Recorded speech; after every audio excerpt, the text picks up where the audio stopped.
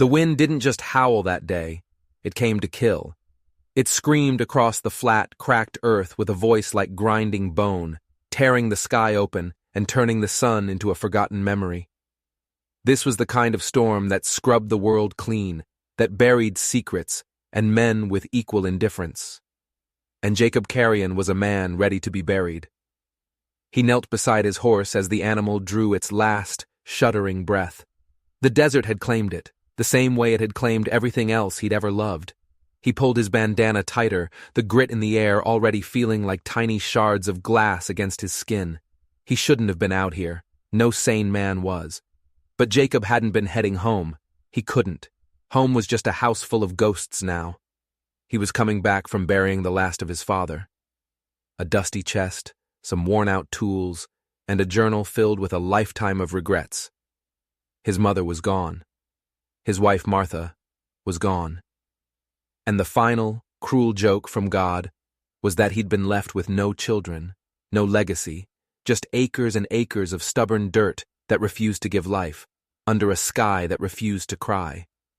Jacob had learned to stop praying for rain a long time ago. He'd learned to stop hoping.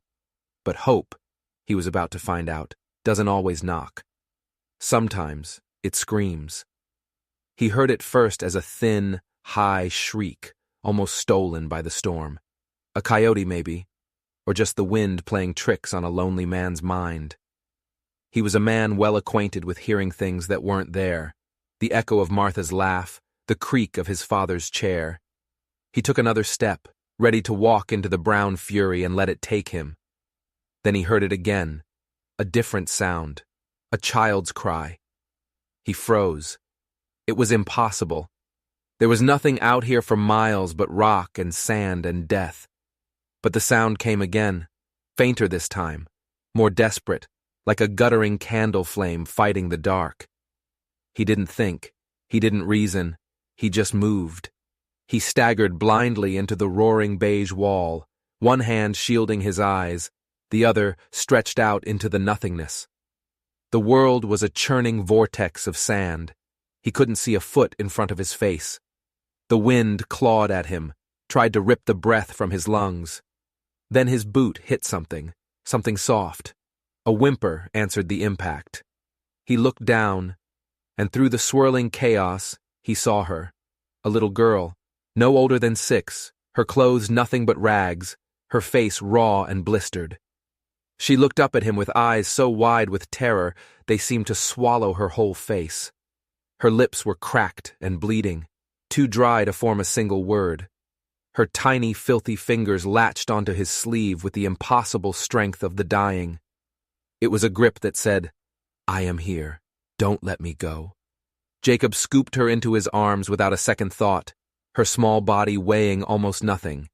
He held her tight against his chest, turning his back to the worst of the wind, and roared into the storm, his voice a ragged tear in the fabric of the gale.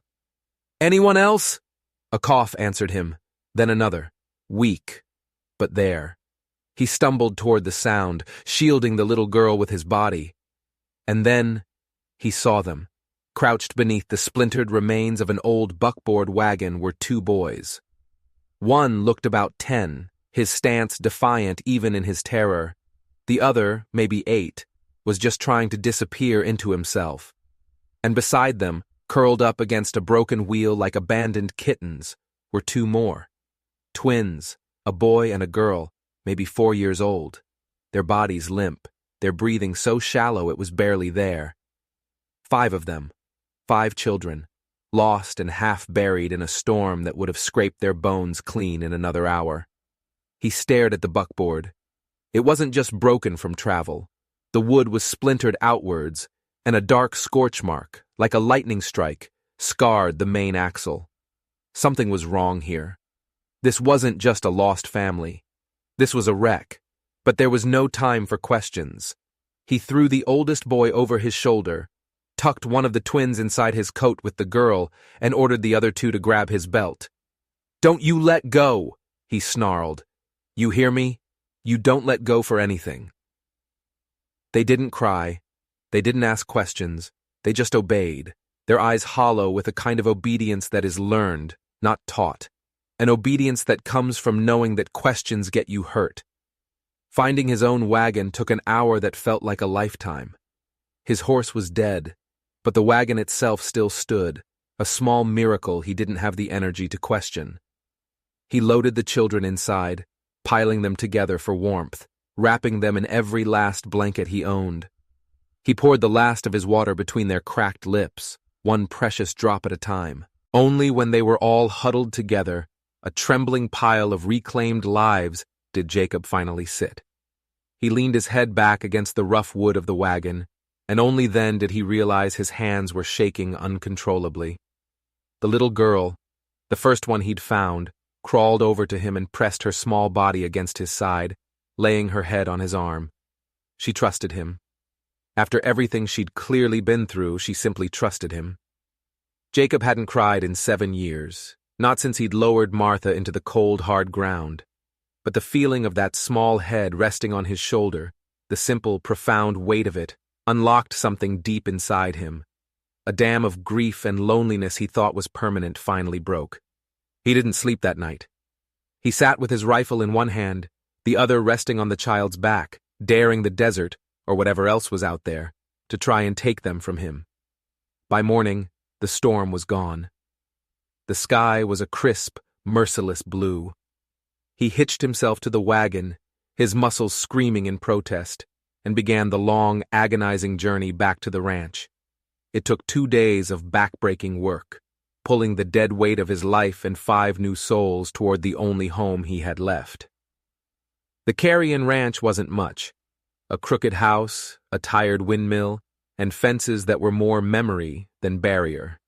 But when he finally pulled that wagon into the yard, and those 5 pairs of eyes looked up at the sagging porch with something like wonder, Jacob felt a shift deep in the foundations of his world. He didn't know it yet, but he hadn't just saved them from the storm. They had just saved him from himself, and their nightmare was only just beginning. They were ghosts at first, silent, watchful, moving through his house like whispers. The oldest boy, Micah, said his name was Micah. He stood like a soldier, always positioning himself between the others and any door, any window. The girl, Leela, had a voice like rustling leaves and cared for the little twins with a ferocity that was unsettling in a child so young. The second boy, Eli, never looked anyone in the eye and spent his time drawing strange symbols in the dirt. The twins, a boy and a girl he learned were named Nate and Noah, were Leela's shadows. They didn't speak at all. They just watched. Jacob didn't push. He cleaned them up, fed them hot stew, and gave them real beds. He watched them eat like wolves, cramming food into their mouths as if they expected it to be stolen away at any moment. He saw the bruises on their arms, the old faded scars on their backs when he gave them clean shirts. These weren't the marks of a simple, hard life. This was something else. The silence was finally broken by Micah. Jacob was on the porch, trying to whittle a new handle for an axe, his hands clumsy and strange with the simple task. "You gonna send us back?" Micah asked, his voice flat. Jacob looked up from the piece of wood. "Back where, son?" Micah's jaw tightened, a muscle jumping in his cheek. "To him." The way he said it, him, like the name was a curse. Jacob felt a cold dread trickle down his spine. This was worse than he thought.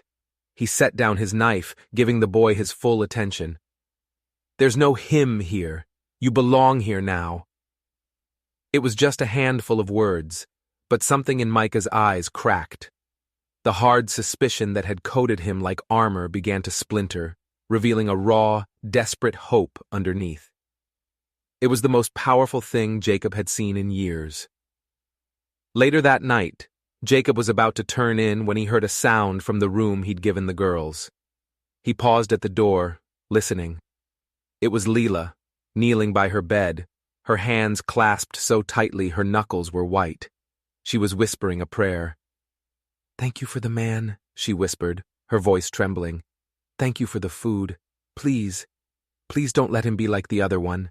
Please don't let him change his mind." Jacob backed away from the door silently, his heart feeling like a lead weight in his chest.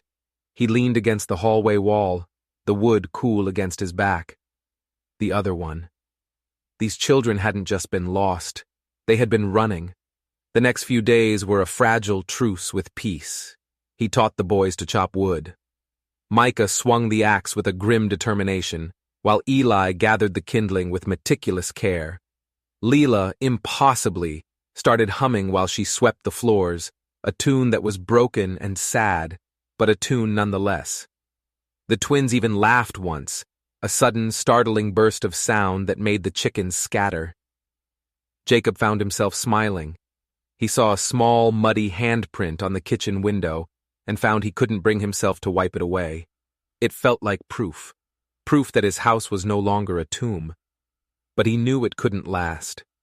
Peace is a valuable commodity in the West, and someone always comes to collect. The collector arrived 3 days later in the form of Sheriff Alton Burke. Jacob saw the dust from his horse long before he saw the glint of the badge. He sent the children out back to the chicken coop, a silent command passing between him and Micah. Stay hidden. Stay quiet. Burke was a man carved from the same hard rock as the land. He dismounted, his movements economical and tired. Jacob, he said, skipping the pleasantries. Heard a story about you pulling some kids out of that storm. They'd have died, Alton, Jacob said simply, wiping grease from his hands with a rag. Maybe, Burke said, his eyes scanning the property, lingering on the small footprints in the dirt. But word travels, and the word that's traveled is that 5 children belonging to a man named Luther Boone went missing from the work camp over at Dry Fork. The name hit Jacob like a physical blow. Luther Boone. A man known for buying up failed ranches and the indentured families who came with them. He didn't run a camp. He ran a slave pit. The orphanage the children had likely come from wasn't an orphanage at all. They're not his, Jacob said, his voice dangerously low. Not anymore. The law might disagree, Burke sighed, stepping onto the porch. The wood groaned under his weight. He's filed a claim, says they're his property. Runaways. Property? The word tasted like ash in Jacob's mouth. He thought of Leela's prayer, of the scars on their backs. He wants them back, Jacob. He's offering a reward. You came all the way out here to tell me that? Jacob crossed his arms, a wall of defiance. The sheriff looked him dead in the eye. His voice dropped. No, I came out here to tell you that Boone's a patient man, but he's not a forgiving one. He's sent a man to negotiate their return. A professional, name's Kalis Granger. Jacob had heard the name. Granger wasn't a negotiator. He was a retriever of human property, a man who operated outside the law for the right price. What do you want me to do, Alton? The sheriff looked down at his boots, then back up at Jacob. There was something old and weary in his eyes. The law says I have to come back here with papers in 3 days and take those children. It says they belong to Boone. He paused, his gaze intense. But I'm a slow rider, Jacob, and it's a long way back to town. A man could get lost. It wasn't a suggestion. It was a warning and a gift. 3 days. You do this. There's no going back, Burke said quietly. You'll be an outlaw, a kidnapper in the eyes of the law. I've been called worse, Jacob said. That night, he gathered the children around the fire. The flames cast dancing shadows on their small, tense faces. He told them the sheriff had come. He told them the name. Luther Boone, he said, and the reaction was instantaneous and horrifying. Leela let out a small, strangled cry and buried her face in Micah's side. The twins began to tremble. Eli simply stared into the fire, his face a mask of stone. He knows where we are, Micah whispered, his voice shaking with a rage that was far too old for his years. He sent someone. Yes, Jacob said, and we're going to be gone before he gets here. He saw the fear in their eyes, but he also saw something else. A flicker of fight. They had run once and been caught by the storm. This time, they were running with him. Where are we going? Leela asked, her voice muffled. Jacob looked at the 5 broken children before him. He thought of the empty rooms in his house, the empty years stretching before him. He thought of his wife, Martha, who had always wanted a family so badly it ached. Home, Jacob said, the word feeling new and strange on his tongue. We're going to find a new one, together. As he spoke, he saw something glinting in the firelight, clutched in the youngest twin's hand. It was a small, heavy object on a leather cord, a coin or a token of some kind, with a strange symbol pressed into it, a serpent eating its own tail. What's that you've got there, Noah? Jacob asked gently. The little boy looked down at the object, then up at Jacob, his eyes wide with a secret fear. He didn't answer. He just squeezed it tighter, as if it was the only thing in the world that truly belonged to him. And Jacob had the sinking feeling that this small piece of metal was at the heart of everything. It wasn't just about runaway children. It was about something they had taken with them. And Boone wasn't just coming for them. He was coming for it. They left before the sun had even thought about rising. The world was a canvas of gray and shadow, the air cold enough to steal your breath. Jacob packed the wagon with everything they could carry: food, blankets, ammunition, and the 5 silent children who followed his every command without question. He left the house unlocked, the muddy handprint still on the kitchen window. A ghost for a ghost. He took the path Sheriff Burke had subtly hinted at, a forgotten trail that wound its way up into the high, rocky country. It was a place where the law didn't bother to go, because there was nothing there worth claiming. It was perfect. The journey was brutal. The trail was more of a suggestion than a path, a treacherous route of loose shale and tangled brush. Twice the wagon almost tipped, sending the children sliding against each other in a heap of tangled limbs and silent fear. But they never cried out. The silence of these children was the most damning evidence of the hell they'd escaped. Micah sat beside him on the driver's bench, a rifle held across his lap. He wasn't playing. The boy's eyes scanned the trees, the ridges, the sky, with the unnerving focus of a seasoned watchman. He'll send Granger, Micah said, his voice low and raspy. He hadn't spoken for hours. I know, Jacob replied, not taking his eyes off the treacherous path. Granger. He doesn't just find people, Micah continued, his knuckles white on the stock of the rifle. He makes examples of them, so others don't get ideas. Jacob glanced at the boy. The look in his eyes was ancient. What kind of ideas, son? Micah finally looked at him. The idea that we're not just property, that we can be free.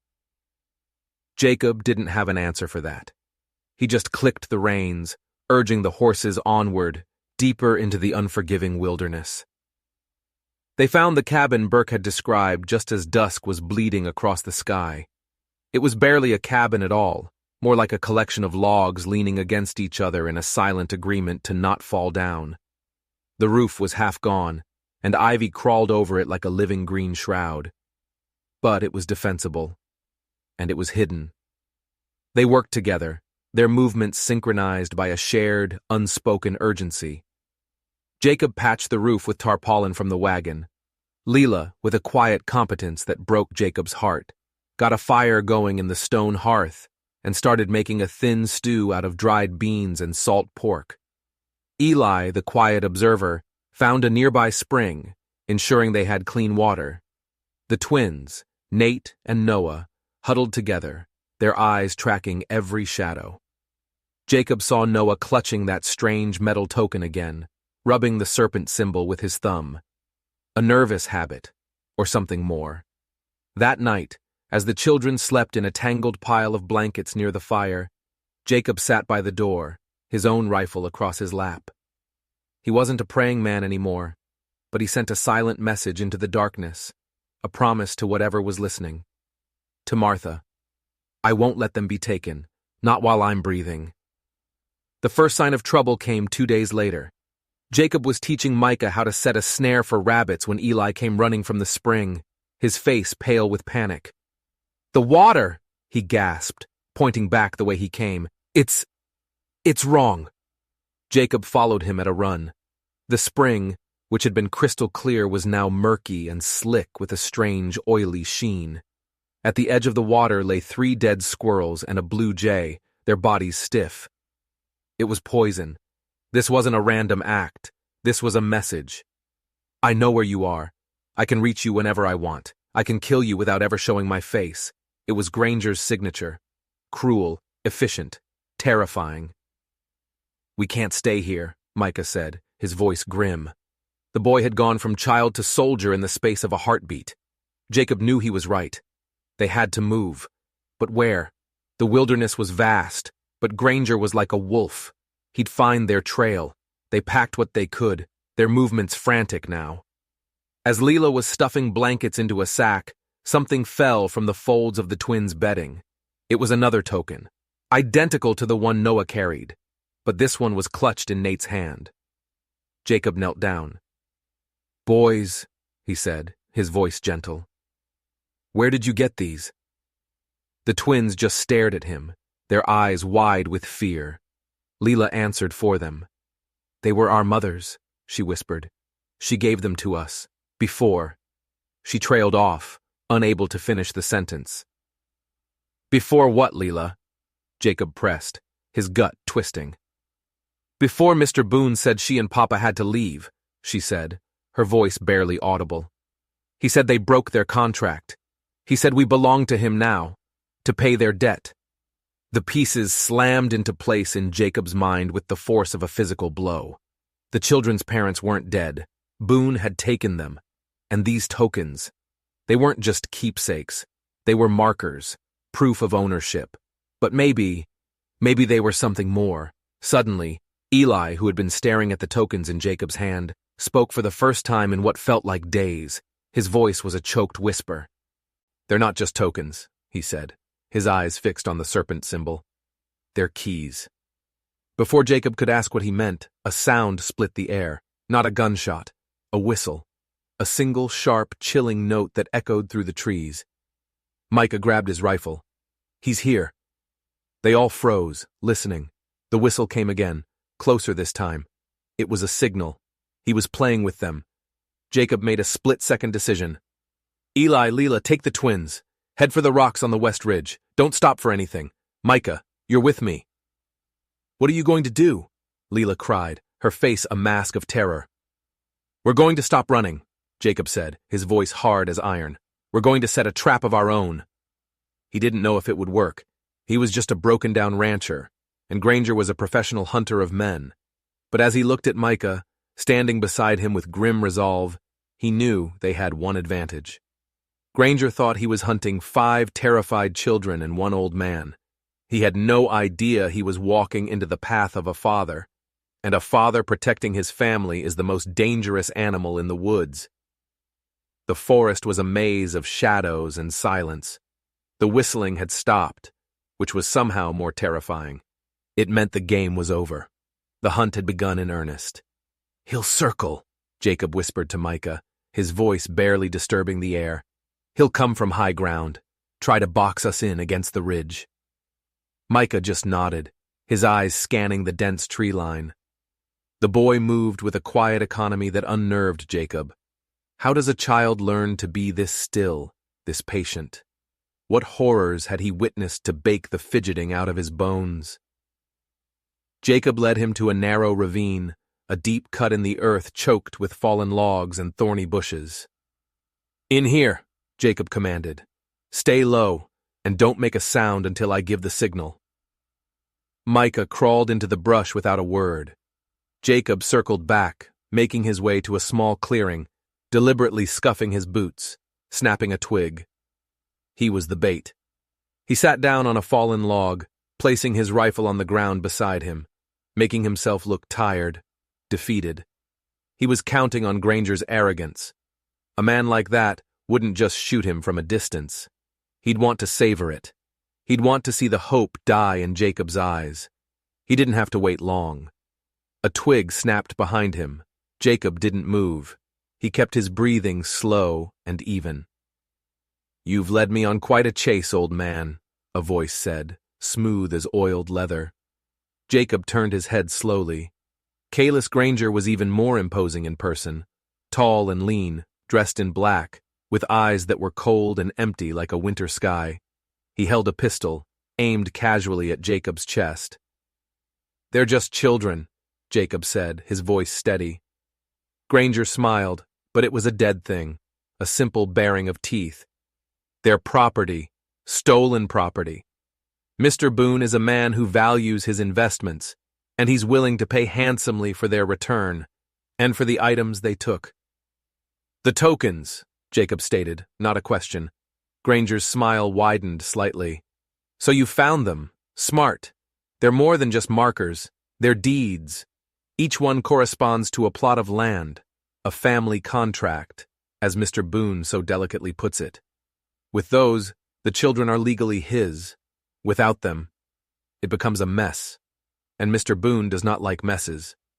So that was it. The children weren't just leverage. They were the key to Boone's entire monstrous enterprise, and their parents hadn't just been sent away. They had been erased so Boone could claim their children, their lives, their future. "It ends here," Jacob said. "Oh, it does," Granger agreed, taking a step closer. "But not for me." That's when Jacob gave the signal, a low whistle, mimicking a bird call. Granger's eyes flickered for a fraction of a second, a flicker of confusion. It was all the time Jacob needed. He kicked out, sweeping his leg low and hard, knocking Granger's feet out from under him. The pistol fired, the shot going wild, tearing through the leaves above. As Granger hit the ground, Micah rose from the ravine like a specter, the rifle already at his shoulder. But he didn't shoot. Granger was fast. He rolled, coming up with a knife in his hand, a long, wicked-looking blade. He lunged, not at Jacob, but at the empty space beside him, anticipating Jacob's move. But Jacob wasn't there. He'd already scrambled backward, grabbing his own rifle. The two men circled each other, a deadly dance in the dappled sunlight. "You're quicker than you look, old man," Granger hissed, feinting with the knife. "And you talk too much," Jacob grunted, parrying a thrust with the barrel of his rifle. This was what it had come to. A fight to the death in the middle of nowhere, for the souls of 5 children. Jacob was older, slower. Granger was a coiled snake, all muscle and malice. Jacob knew he couldn't win a prolonged fight. He had to end it. Now. He risked a glance toward Micah. The boy stood frozen, rifle raised, a perfect shot lined up. But he wasn't taking it. His face was a mask of terror and indecision. He was just a boy, after all. A boy being asked to kill a man. Jacob's heart sank. He'd miscalculated. Granger saw the glance. He saw the boy, and his dead smile returned. "Your ace in the hole is just a scared little boy, Mercer. He won't shoot." Granger lunged, and this time Jacob was too slow. The knife sliced across his arm, hot and deep. Jacob cried out, stumbling back, his rifle clattering to the ground. Granger was on him in an instant, the knife at his throat. The cold steel kissed his skin. "It's over," Granger whispered, his breath foul. "Tell the boy to drop the gun. Then I'll let you watch as I take them all back to a life of misery you can't even imagine." Jacob looked past Granger's shoulder into Micah's terrified eyes. He saw the boy's hands trembling. It was hopeless. He had failed them. And then he saw it. Leela. She had crept up from the ridge, silent as a deer. In her hands was a rock, heavy and jagged. Her face was a mask of pure, cold fury. She wasn't a scared little girl anymore. She was a protector, an avenger. Before Granger could register her presence, she brought the rock down with all her strength on the back of his head. There was a sickening crack. Granger's eyes went wide with shock. He crumpled, unconscious, collapsing on top of Jacob. Silence. The only sound was Jacob's own ragged breathing and the soft cry that finally escaped Leela's lips as the rock fell from her hands. Micah ran to them, his face ashen. I couldn't," he stammered. "It's all right, son," Jacob gasped, pushing Granger's dead weight off him. He looked at Leela, who was staring at Granger's still form, her body shaking. He pulled her into a hug. "You were so brave." But as he held her, he saw something that made his blood run cold. Clutched in Granger's hand, loosened in his unconscious state, was not just his knife. It was a third token. It hadn't come from the children, which meant there was another player in this game. Someone else hunting for these keys. Someone who had gotten to Granger first. This wasn't over. They had won the battle, but the war had just gotten infinitely more complicated, and they were trapped in the middle of it. They tied Granger to a tree, using every bit of rope they had. Jacob cleaned and bandaged his arm while Leela and Micah watched, their faces grim. The adrenaline had worn off, replaced by a heavy, bone-deep exhaustion. "What do we do now?" Micah asked, his voice hollow. He kept looking from Granger to the third token Jacob now held. "We find your brothers," Jacob said, his voice leaving no room for argument. "This changes things. Granger wasn't just working for Boone. Someone else is involved." He looked at the strange token. It was identical to the others. Where had it come from? "Eli knows the way," Leela said suddenly. "To the West Ridge. There's a cave system. He found it. He said it was a good place to hide." They found them huddled in the back of a shallow cave, cold and terrified, but safe. Eli had kept the twins calm by telling them a story, his voice a low, steady murmur in the darkness. The reunion was fierce and desperate. Leela clung to the twins, while Micah put a protective hand on Eli's shoulder. For a moment, they were just a family. Battered and bruised, but whole. Jacob knew the moment couldn't last. He showed Eli the third token. "Did you ever see another one of these?" Eli stared at it, his brow furrowed in concentration. "The map man," he said finally. "When Mr. Boone first brought us to the camp, there was another man there. He had a map, a big one, spread on a table. He and Boone were arguing. The map man had one of them tokens. He said Boone's claim was weak. A new player, a rival. This wasn't just about indentured servitude. This was about land, power, the kind of power men killed for.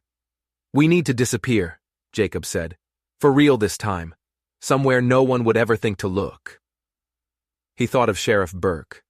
The man had given him a head start, but he was still a lawman. He couldn't help them further. They were on their own. But then he remembered something Burke had said, a casual comment about his past. "I used to ride circuit up in the Northern Territories. Nothing up there but rock, ice, and forgotten mining towns. A forgotten town, a ghost town, a place where other ghosts could hide. It was a desperate gamble. The Northern Territories were a brutal, unforgiving land. But staying here meant waiting for Boone, or this mysterious map man, to find them. It wasn't a choice. They left Granger tied to the tree. They took his horse, his supplies, and his pistol. Jacob left the third token on the ground in front of him, a silent message for whoever might find him. "We have the others. Come and get them." It was a bluff, a dangerous one, but it was all he had. The journey north was a slow, grueling nightmare. They bypassed towns, traveling through the backcountry, their lives pared down to the barest essentials. Find shelter, find food, keep moving. The children were unbelievably resilient. They gathered firewood, helped make camp, and rationed their meager food supplies without a single complaint. They were a unit, forged in trauma, bound by a fierce, protective love for one another. Jacob watched them, and a fierce, protective love grew in his own heart, so powerful it almost frightened him. He had been a hollow man. Now, he was full. Full of fear, yes, but also full of purpose. After 3 weeks of hard travel, they found it, the mining town of redemption. It was aptly named, for it was a place where all hope had died. A cluster of weathered gray buildings huddled in a high mountain valley, slowly being reclaimed by the wilderness. The mine shaft had collapsed. The saloon sign hung from a single hinge. It was a graveyard of ambition, and it was the most beautiful thing Jacob had ever seen. They chose the old assayer's office for their home. It was built of stone, with a solid roof and a large fireplace. They boarded up the windows, patched the holes, and turned the cold, empty building into a sanctuary. For a few weeks there was peace, a fragile, precious peace. Jacob taught the boys how to hunt and trap in the high mountains. Leela discovered a cache of old canning jars in the general store and began preserving berries and roots. Eli, with his quiet intensity, began mapping the entire valley, every trail, every cave, every hiding place. The twins, for the first time, seemed to relax. They played in the empty streets, their laughter echoing in the silent town. Jacob allowed himself to hope. Maybe they had done it. Maybe they had truly disappeared. The hope was shattered by a lone rider. Jacob spotted him from the bell tower of the town's skeletal church, a dark figure on a dark horse, moving slowly up the valley. It wasn't Boone. It wasn't Granger. This man was different, dressed in the expensive clothes of a city man, but he rode with the confidence of a killer. Jacob's blood ran cold. The map man. He gathered the children, his voice low and urgent. Into the mine, the secondary tunnel, now. He had already prepared it, a hidden sanctuary deep in the earth, stocked with water and blankets. Leela herded the others toward the collapsed mine entrance where Jacob had cleared a small, hidden opening, but Micah stood his ground. "I'm staying with you," he said, his hand gripping the rifle Jacob had given him. "No," Jacob said. "Your job is to protect them." "My job is to protect you," Micah retorted, his eyes blazing. There was no time to argue. The rider was already entering the town's main street. Jacob shoved Micah toward the mine. "Go! That's an order!" He watched until Micah disappeared into the darkness, then he turned to face the newcomer. He stepped out from behind the assayer's office, his own rifle held ready. The man reined in his horse, a picture of calm authority.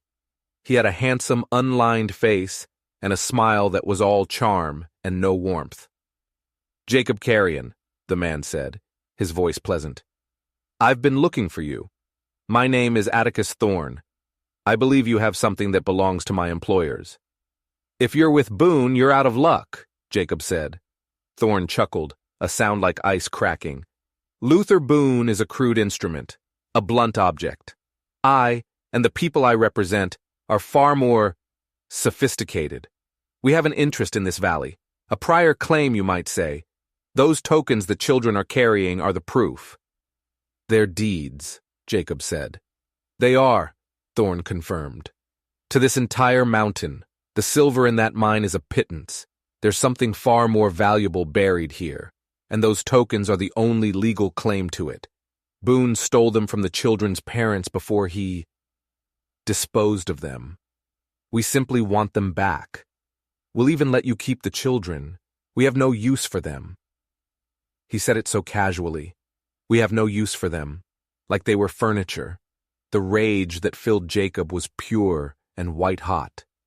"You'll get them over my dead body." Thorne's pleasant smile never wavered. "That can be arranged." He raised a hand, and from the empty buildings surrounding them, men appeared, 6 of them, armed with repeating rifles.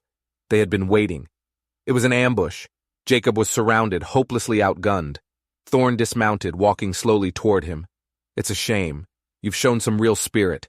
But this is business, not a fairy tale. There are no happy endings." He stopped a few feet from Jacob. "Now, for the last time, give me the children." Jacob stared into the man's cold eyes. He thought of the laughter of the twins, of Eli's meticulous maps, of Leela's fierce heart, of Micah's stubborn courage. He thought of his dead wife, his empty life, and the impossible, miraculous gift he had been given. He raised his rifle. "No."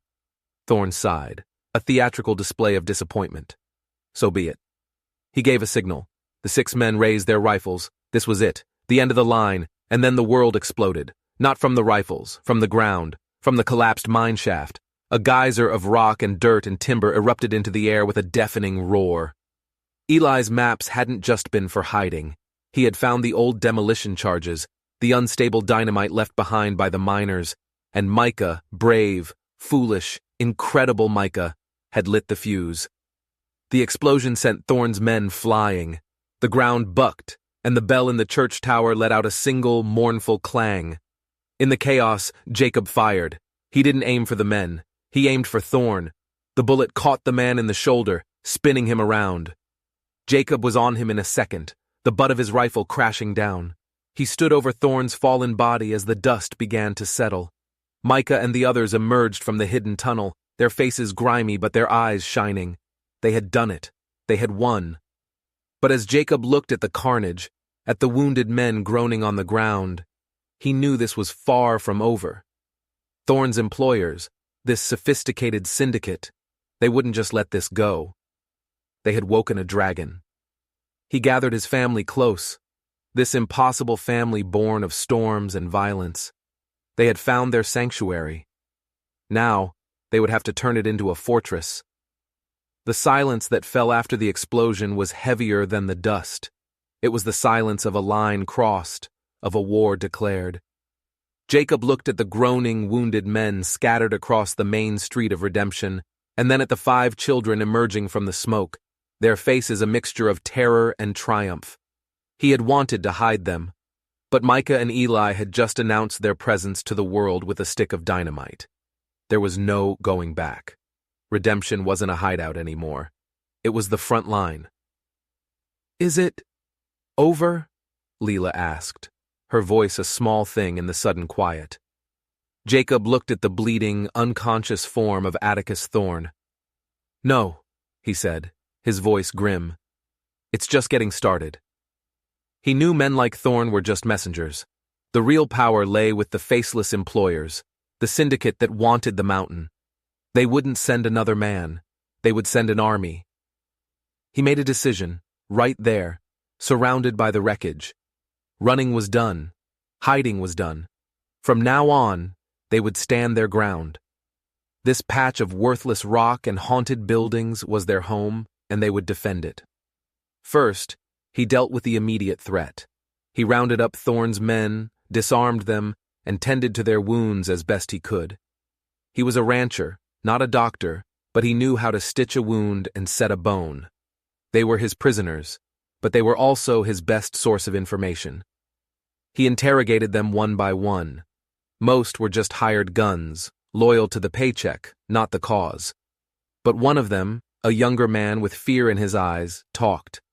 He told Jacob about the syndicate, a group of wealthy, powerful men from the East who had been buying up land and resources across the territories under the guise of corporations and development companies. He confirmed that Thorne wasn't just after the tokens for a legal claim. He was after a map. The children's father had been a geologist, and before Boone had killed him, he'd created a detailed map showing not silver, but rare earth minerals in the mountain, minerals worth 100 times more than any gold rush. The tokens weren't just deeds, they were a key, a cipher to unlock the map, which was rumored to be hidden somewhere in the valley. The stakes had just been raised to an astronomical level. This wasn't about a piece of land anymore. It was about a fortune that could change the balance of power in the entire territory. "They'll send everyone," the young gunman whispered, his voice trembling. "They won't leave a single stone unturned." "Let them come," Jacob said. He began to fortify Redemption. He and the children worked day and night, their fear channeled into furious activity. They used the remaining dynamite to strategically collapse the only wagon road into the valley, leaving only a narrow, treacherous footpath. They built barricades, set traps, and reinforced the stone buildings. Eli's knowledge of the terrain was invaluable. He created a network of tunnels and escape routes, connecting the buildings underground. Micah, now a crack shot, set up sniper's nests in the church tower and the old ore processing mill. Leela took charge of their supplies, rationing their food and water with ruthless efficiency. Even the twins had a job, acting as lookouts, their small bodies able to slip into places no adult could reach. They were no longer victims. They were soldiers in a war they didn't ask for. Jacob also had another prisoner, Atticus Thorne. He kept the man chained in the old town jail, waiting for him to wake up. When he finally did, his handsome face was bruised and swollen, his arm in a sling. The charm was gone, replaced by a cold, simmering rage. "You've made a grave mistake, Carrion," Thorne rasped. "Seems to me you're the one in chains," Jacob replied coolly. "My employers are not forgiving men. They will level this entire mountain to get what they want. They will salt the earth where your pathetic little house stands. You are already dead. You just haven't stopped breathing yet. This mountain, this pathetic little house. "It's my home," Jacob said, his voice quiet but intense. "And these children are my family. You and your employers, you've underestimated us. You think this is about money, about minerals. But you're wrong." Jacob leaned in close, his face inches from thorns. "This is about a promise I made to 5 children that they would never be hurt again. And I am a man who keeps his promises." He left Thorn to rot in his own fury. But the man's words echoed in his mind. They will send everyone. They didn't have to wait long. A week later, the riders appeared on the ridge overlooking the valley. Not 6 this time. More like 30. A small private army armed to the teeth. They didn't attack immediately. They made camp, a clear and intimidating presence. A siege had begun. The days that followed were a nerve-wracking test of wills. The Syndicate's army sent probes, small groups of men trying to find a way past the collapsed road and the traps. Each time, they were repelled. A rock slide triggered by Eli, a volley of shots from Micah's sniper nest, a tripwire that sent a log swinging through a narrow pass. Jacob and his small family of fighters were holding them off, but their supplies were dwindling. The fear was a constant, gnawing presence. Every night the children would huddle together, and Jacob would see the strain on their faces. One night, Leela came to him as he stood watch in the church tower. "We can't win this, can we?" she asked, her voice barely a whisper. Jacob looked out at the enemy campfires twinkling in the distance. He put his arm around her. "Winning isn't about beating them, Leela. It's about surviving them. It's about showing them that we won't break." But he knew she was right. Time was not on their side. The turning point came from an unexpected source, Sheriff Alton Burke.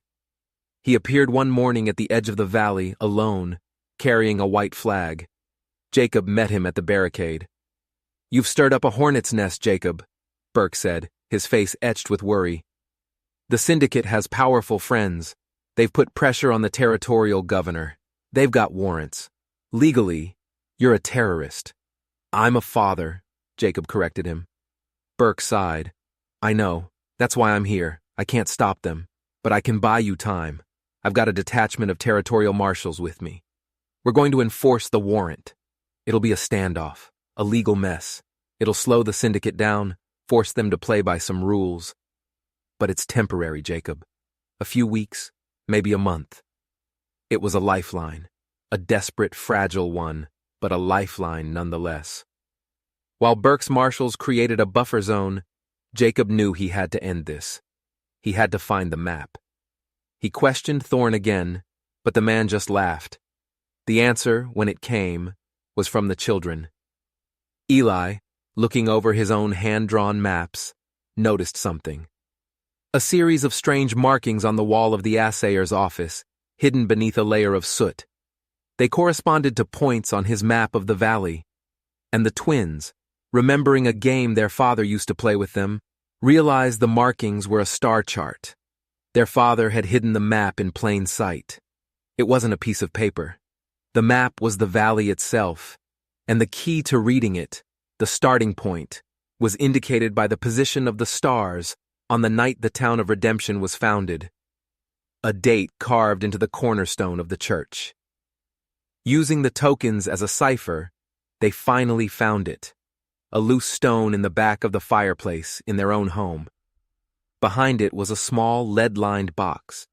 Inside was a leather-bound journal. It was their father's diary. And within its pages was the geological survey, the proof of the mountain's wealth, and a detailed account of Luther Boone's cruelty and the Syndicate's crimes. It was the weapon they needed. Proof. The kind of proof that could bring down powerful men. But just as they made the discovery, the fragile peace was shattered. The Syndicate, impatient and arrogant, broke the truce. They launched a full-scale assault, overwhelming Burke's small force of marshals. The battle for Redemption had begun. It was hell. Gunfire echoed through the valley, the air filled with smoke and the screams of men. Jacob and his children fought with the desperate courage of the cornered. They moved through Eli's tunnels, firing from windows, from rooftops, from behind barricades. Micah was a deadly force in the church tower, his rifle picking off attackers one by one. Leela reloaded weapons and tended to the wounded marshals who had joined their fight. Eli directed their movements, his strategic mind a powerful weapon. The twins ferried ammunition and messages through the tunnels. Jacob fought like a man possessed, a rifle in one hand, a pistol in the other. He was everywhere, shoring up defenses, encouraging his fighters, a bulwark against the tide of violence. But they were hopelessly outnumbered. The syndicate's men pushed forward, taking the town building by building. The church tower, Micah's fortress, was set on fire. Jacob watched in horror as his son was forced to abandon his post, escaping through a tunnel just as the roof collapsed. They were pushed back to their last line of defense, the assayer's office, their home. As the syndicate's men surrounded the stone building, a new figure appeared at the front of the attacking line, Atticus Thorne. He had been freed in the chaos. "It's over, Carrion!" he yelled, his voice triumphant. "Give me the journal and I'll let the children live." Jacob looked at his family, huddled together in the smoke-filled room. Their faces were black with soot, their eyes wide with fear, but they stood tall. They stood together. He clutched the journal in his hand. This was it, the final choice. "Never!" he yelled back. Thorne gave the order to storm the building, but as the first wave of men charged the door, a new sound filled the air. A rumbling, a deep guttural roar that shook the very foundations of the mountain. Everyone froze, looking up at the ridge. It was an avalanche, a massive, thundering wall of rock and snow loosened by the dynamite and the constant gunfire. And it was heading straight for the main street of Redemption, straight for the syndicate's army. It wasn't an accident. It was Eli. He had set one last massive charge at the top of the ridge. A final, desperate gamble. The wall of snow and rock hit the syndicate's army like the fist of God. Men and horses disappeared under the white tide. The assault was broken, the army buried. In the stunning silence that followed, Jacob and his family stood in the doorway of their home, watching the aftermath. They had survived. They had won. Atticus Thorne stood alone in the devastation, his face a mask of disbelief and fury. He raised his pistol to fire at Jacob, a final act of defiance. But before he could pull the trigger, a single shot rang out. Not from Jacob's rifle, from Sheriff Burke's. The sheriff stood on the edge of the devastation, his own gun smoking. Thorne crumpled to the ground, dead. The war was over. In the days that followed, the world descended on Redemption. Territorial authorities, government geologists, and newspaper men. The journal Jacob had protected was a bombshell.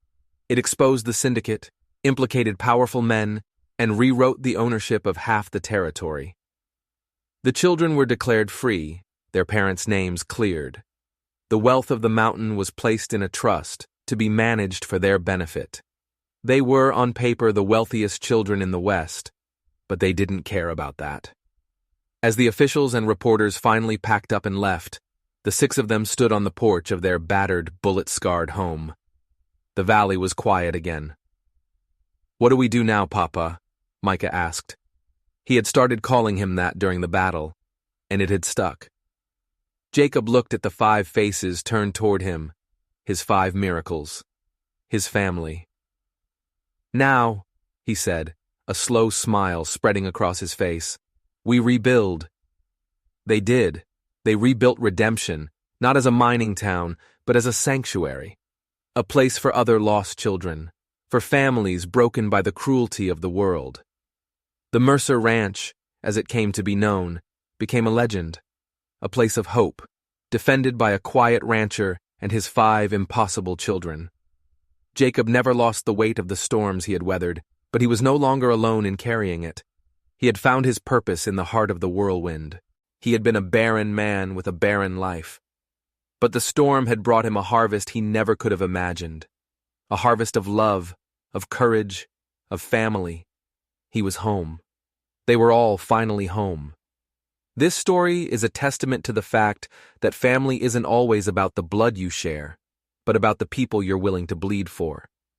It's a reminder that even in the harshest storms, hope can survive, and that sometimes the greatest treasures are the ones we find when we have nothing left to lose. If you enjoyed this story of a family forged in fire, don't forget to hit that subscribe button and ring the notification bell. And let us know in the comments below, what do you think true justice really is? Thank you for watching.